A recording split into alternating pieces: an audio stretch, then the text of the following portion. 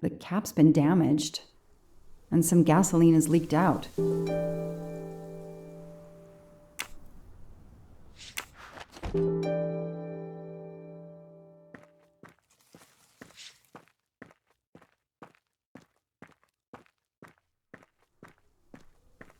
This bunker looks like it's as old as the cabin.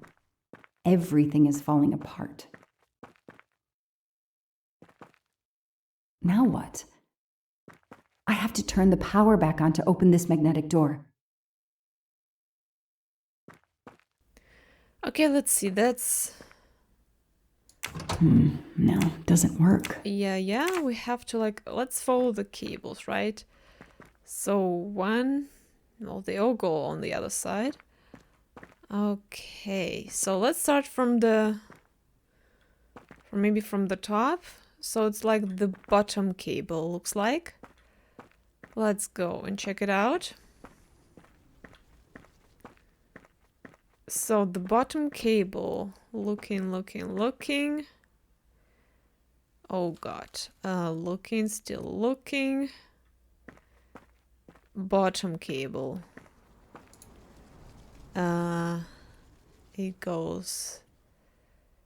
It's now it's still, well, it's still to the right. To the right. Okay. Well, I'm looking at the cable. That's the right cable, right? So now it's to the left. To the left. So we've got to turn that on. Cool. Then let's go with the next one, which would be cable to the left.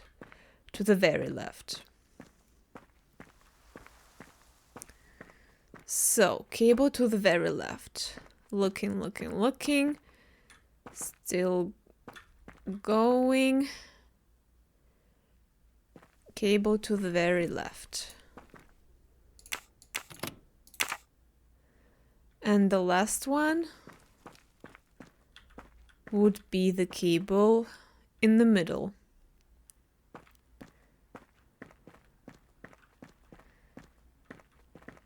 Cable, oh God. Cable in the middle. Now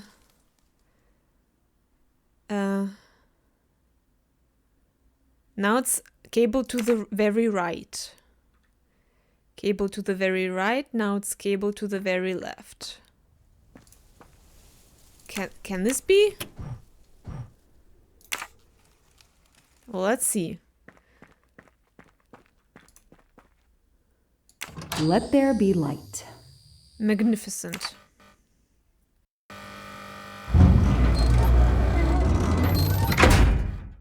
Perfect, it works.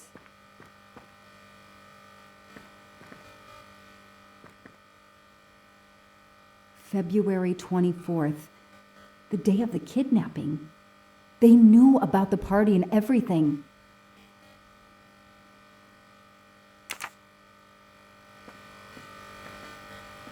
Oh, very annoying.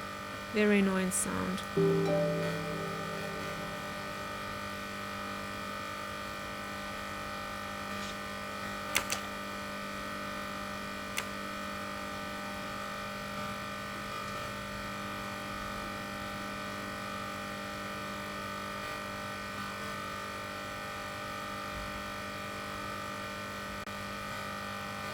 No, that didn't work. So if we turn off the light.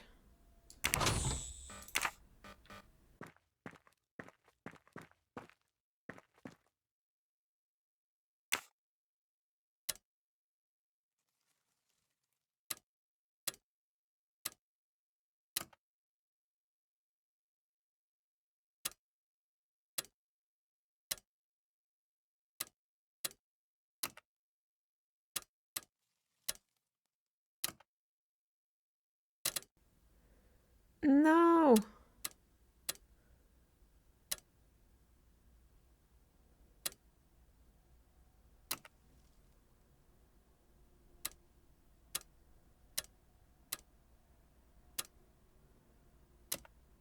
Yes, I knew I could do it. I can always use safe cracking as a career move.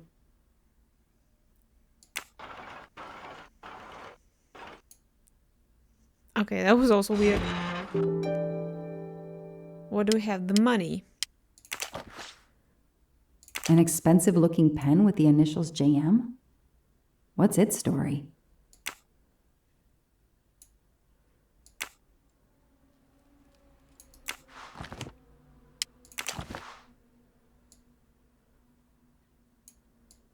What is this? It's Daisy's hair clip, the same as the picture I saw at the Armstrong house. What would be in the safe? That looks like a hair caught in the band around the money. Forensics will tell me for sure, but that doesn't look like Daisy's color. These get locked up again until forensics get here. Okay, time for forensics to attack that bunker. And Clark? He's too sure of himself. I need to get him into an interrogation room and find out what really makes him tick.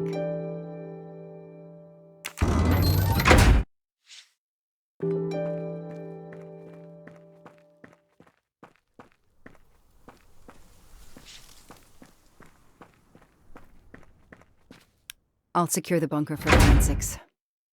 Progress at last. I mean, this also was unnecessary. I could be like straight teleported to the police station.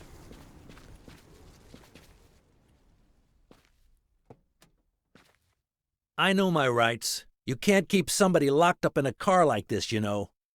You wouldn't do it if I was a dog. Do they have bathrooms at the station?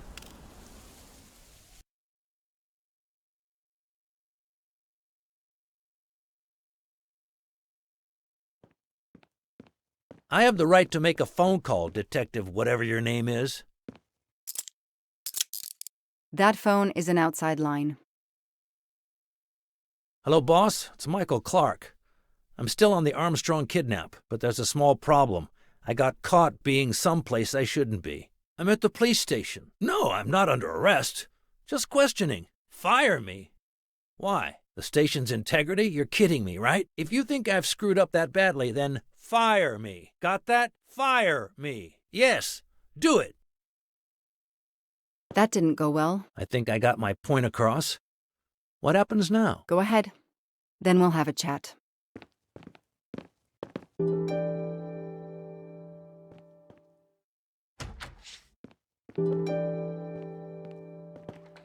Now that we've taken your DNA, we can begin. Interview of suspect Michael Clark, 6 p.m., March 30th, 2019. This interview is being recorded. By elves behind the mirror, no doubt? You were arrested at a crime scene where you damaged police barricade tape. I'll pay for a new role. That's a Class A misdemeanor, and it carries a $500 fine. Oh, that's unfortunate. To begin with, where were you on the night Daisy Armstrong was kidnapped? I was watching TV in my motel room, but I had my police scanner on. I heard the first reports that the little girl was missing. No way the police at the scene were going to let me get close. I set my alarm so I could get on the story first thing in the morning and tried to sleep. It was difficult. Can anybody confirm where you were? No, afraid not. I was alone and sleepless. A sad combination. And I realized a bad alibi.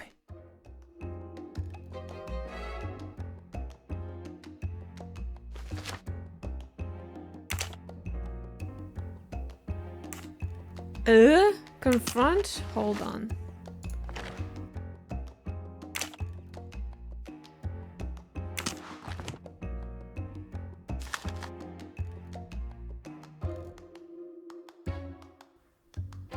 Well, I don't know. Let's confront. I don't know. You say you're a journalist, a stringer for Channel 6 News in Boston. I sell my stuff to lots of media outlets.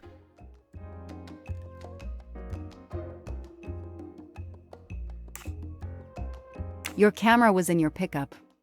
You didn't want to take pictures of the crime scene? I like to get the lay of the land. Once I see the story I want to tell, then I start documenting it. I don't know any journalist who works a case without their camera close at hand. He thinks he's invincible.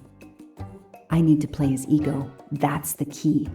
What are you doing in the Berkshires? And what is your connection to the Armstrong case? For the past few months, I've been working on a big case. Boston 6 News was looking forward to my next story. The Armstrongs have been on my list of potential targets for a long time. I changed gears when Daisy was kidnapped and started investigating the Armstrongs.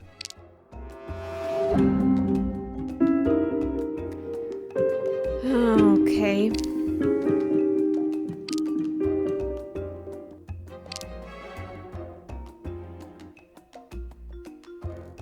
Well, I don't know.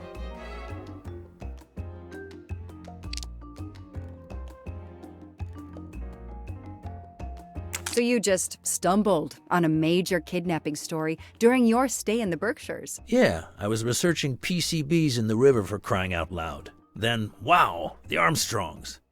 That's not a Science Sunday report. That's a lead. Sometimes you just get lucky. Proves he's lying.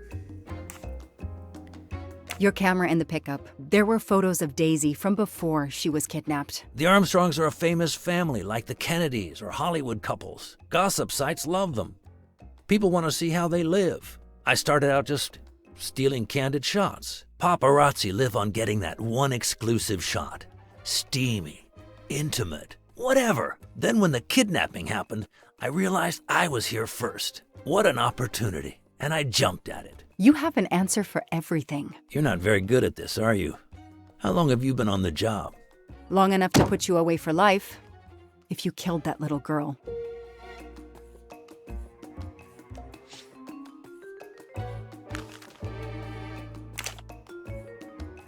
Let's move on to the gas cans and what we found in your pockets when you were brought in here today. That sounds exciting. How did you know there was a bunker at the end of the property? How did your forensic team miss it? They were concentrated on the cabin. It was pitch black out there. Small-town cops with small-town minds. I'm sorry, that was unkind. You know, I'm a bit like you. My job is to find something a news program's viewers want to see. You do it for justice. I do it for money. I just have more flair than you. I know you're lying, Mr. Clark. I followed your footprints from the cabin, and they led directly to the bunker. It was very well hidden. You had to know it was there. Think whatever you want, detective.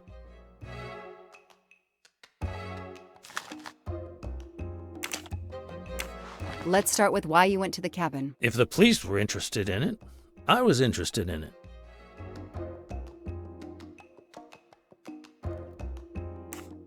How did you find the cabin? Police radio.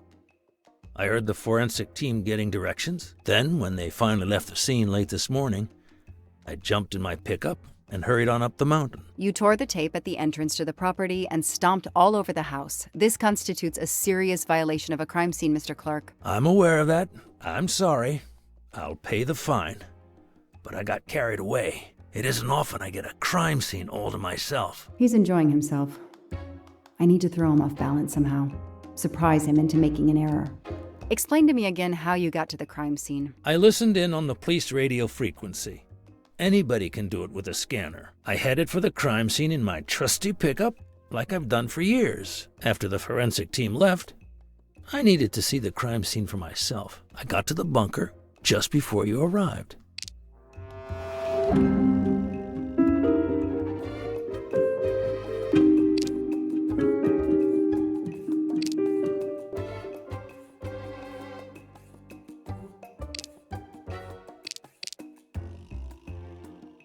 You said you've been driving that pickup for years? You heard right. Thanks to it, I never miss a story.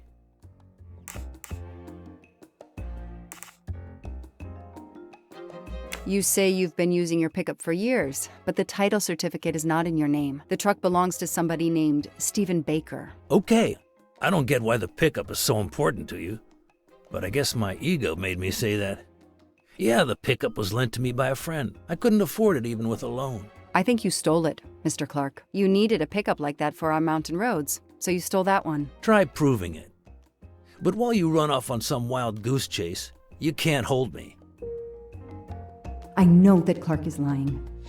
I need to reconstruct the whole sequence of events in order to understand what happened.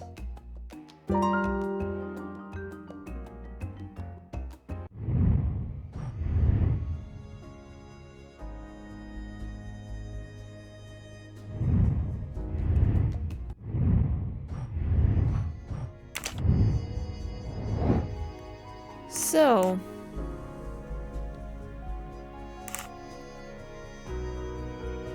a common surprise, Clark will be the last. I arrive at the cabin.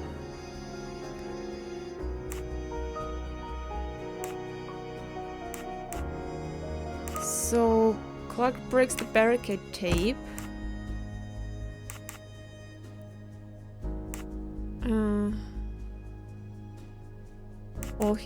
He takes the gasoline. Or no, he breaks the tape, then he takes gasoline from his pickup.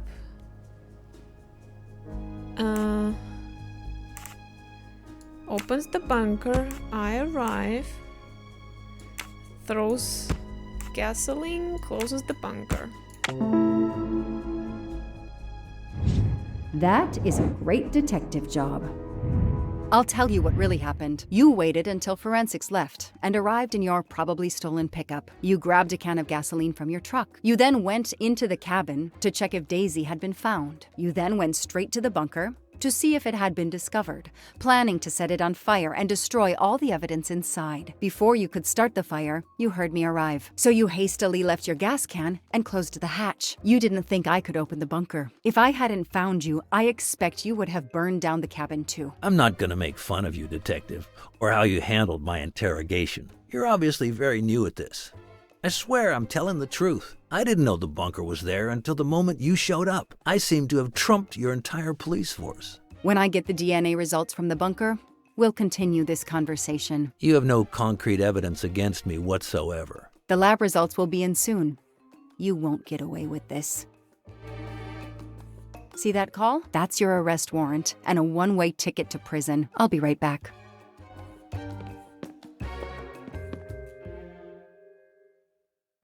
Hello, sir. I think I found the man who kidnapped Daisy Armstrong. I'm interrogating him now. Hold on, Detective Locke. I have some bad news. Someone set fire to the cabin in the bunker. The fire department is on the scene, but they say it's too late. That's impossible. My suspect has been in the interrogation room with me all evening. We can't hold him. Suzanne Moreau. Her fingerprints are on the wine bottle found in the cabin. We also found an unknown person's fingerprints, but they don't match your suspects. Sir, with all due respect, I'm convinced Michael Clark is involved. Detective, I'm cutting you some slack already. But we cannot hold your suspect simply because you're convinced he's guilty. We have evidence that Suzanne was working with an accomplice, Noah Garrity.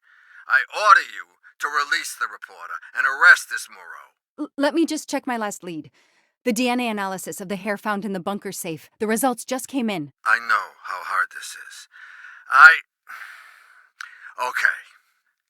Get the DNA results. Detective Locke, I will give you 1 hour maximum.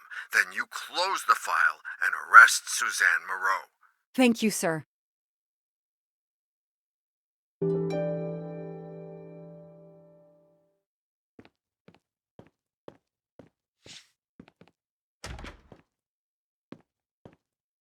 An extra computer so I don't have to go all the way out to my desk. I'll add these to the file. Anything that will erase Clark's smile. The only comfortable chair in the whole station. But there's no time to rest. Case files. A lot of them for our tiny town. This is all a game to him, and he doesn't expect to lose. An extra computer so I don't have to go all the way out to my desk.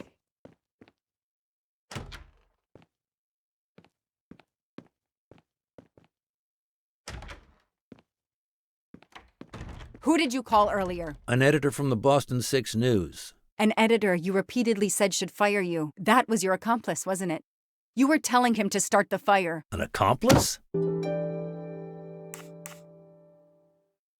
I know it was Noah you called. I'm saying nothing more without the presence of my lawyer. Stay right where you are.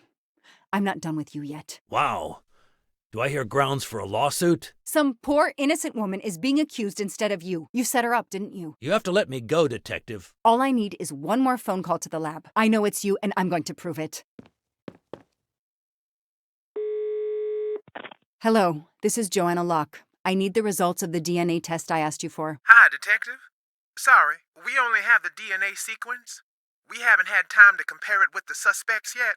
It'll take 7 more hours. I'm sorry, but you are not the only one on the waiting list. Send your analysis to my computer in the office. I'll do the comparison myself. I need authorization. I have a murderer who is going to walk free unless I get those results now. Fine, we'll send it to you right away, but I'll have to log this.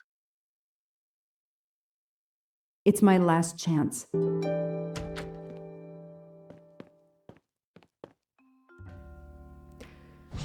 Oh God, what?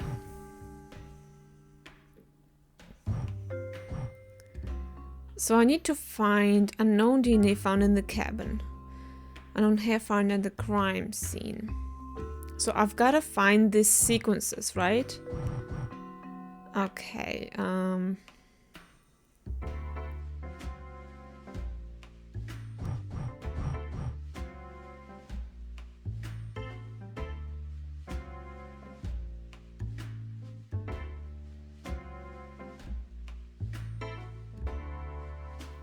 well, I found one.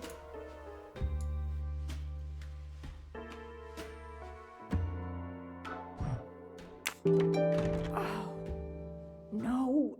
No! Suzanne? I don't understand. I was sure it would be Clark's hair. I'll have to let him go.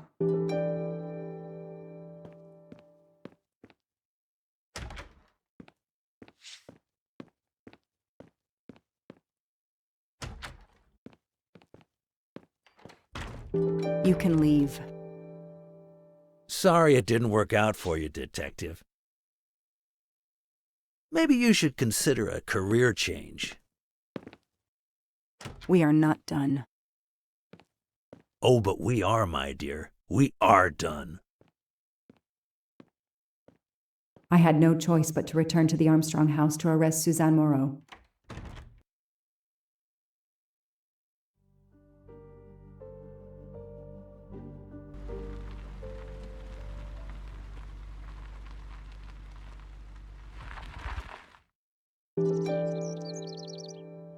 The arrest warrant for Suzanne Moreau. Suzanne was set up by Clark and Noah. They are the kidnappers, but I'm not giving up. When Suzanne comes up for trial, I will fight for her defense. But for now, the district attorney is in charge. If I want to stay a detective, he always has the last word.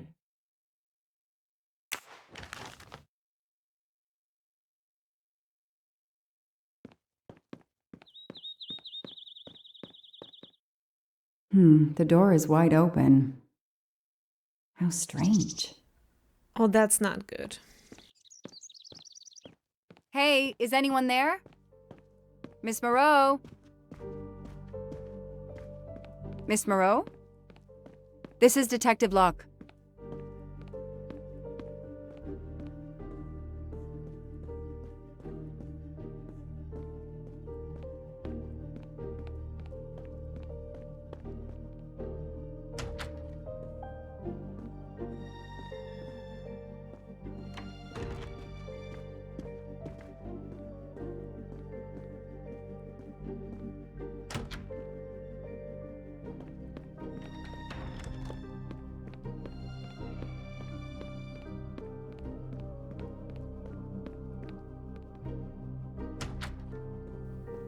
Where's every... Okay. Miss Moreau, can you hear me? It's me, Detective Locke. You must get up now. Miss Moreau? Miss Moreau, can you hear me? Suzanne Moreau is dead. There are no traces of blows or injuries on her body. She doesn't seem to have defended herself from anyone.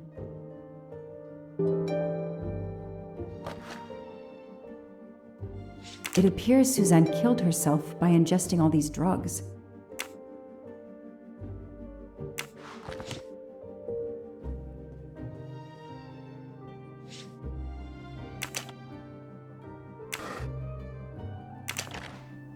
Well, we inspected all Her these. glasses are missing. Is it strange?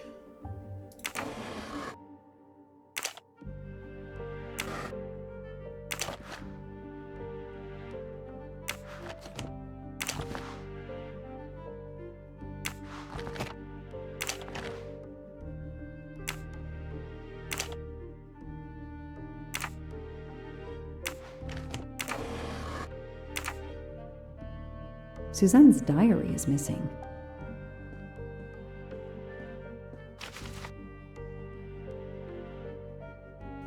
Dear Mrs. Monroe, please forgive this letter. Dr. Adams has been unable to reach you for several days. We wanted to let you know that your mother passed peacefully during the night on Saturday, March 29th. Please contact us if you would like assistance with the arrangements for her, or if there is anything else we can do. Sincerely, Adeline Franklin, Associate Administrator.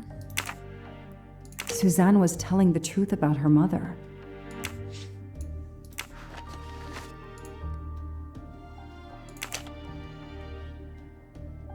I killed Daisy. I was scared she would tell. If I release her from the cabin alive, I can't live with myself and what I've done.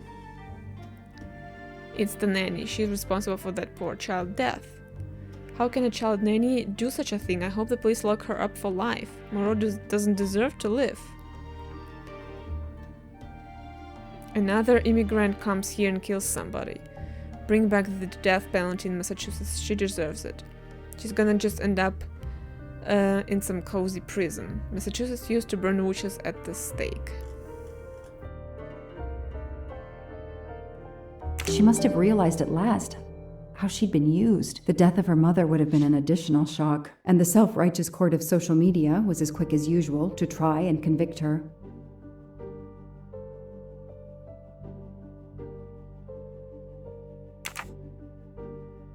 I called the district attorney to inform him.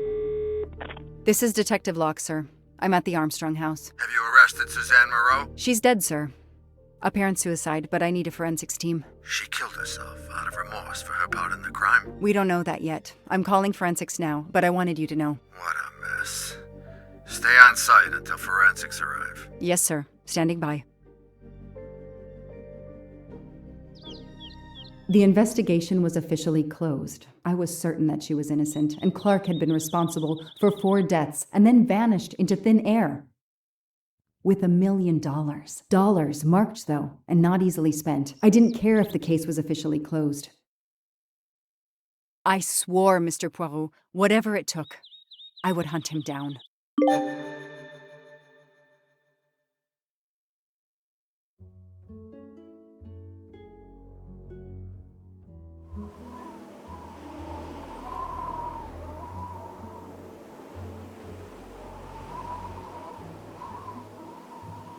I waited for the forensics team, then went into the station to write my report. I was officially off the case. Thank you, mademoiselle. That obviously cannot be the completion of your story. If I might ask a question? Of course. Who was Ratchet?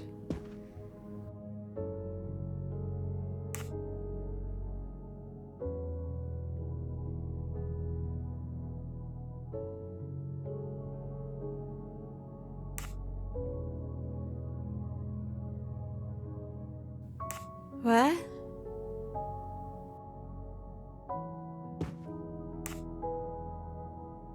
Suzanne Moreau's boyfriend, the one who manipulated her and burned down the cabin. This was Ratchet? No, he was an accomplice.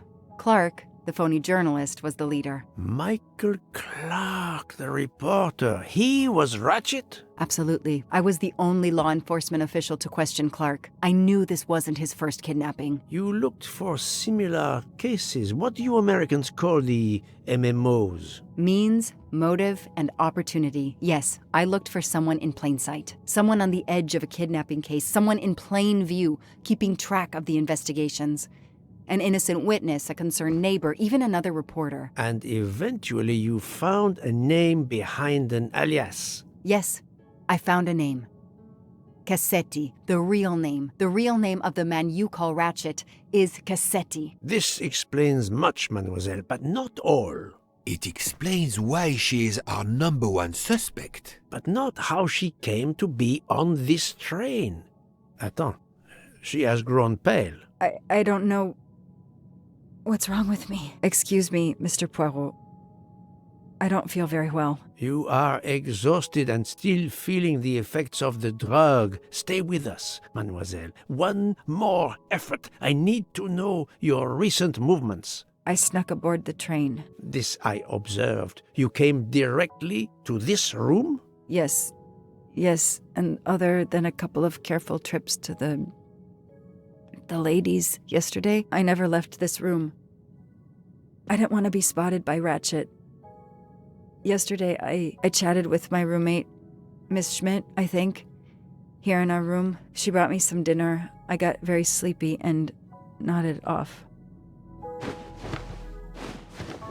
And now she nods off again. Is this a joke? She must be faking so we can't interrogate her further, Poirot. No, Book. She really seems to have fallen asleep again. It is my fault. She must have been given a dangerous dose of sleeping pills last night. The effects should wear off soon, I hope, but I am afraid asking her to tell us her story was too much for her. Pinch her, Poirot. She's faking. Her eyes are dilated. She is not faking, and there will be no pinching. Dr. Constantine, please stay with her. Monsieur Book, ask the other passengers to gather in the dining car. There are still many questions I need to ask. But all of them together? Won't someone overhear you questioning the others? I will speak softly because I am trained to do so. They will speak softly because they want to. Very well. I will do as you say. What? The Ratchet was Clark, or Clark was Ratchet? What? I'll stay here to watch over Miss Locke. I didn't get that at all. Like, they so different. Like, really different.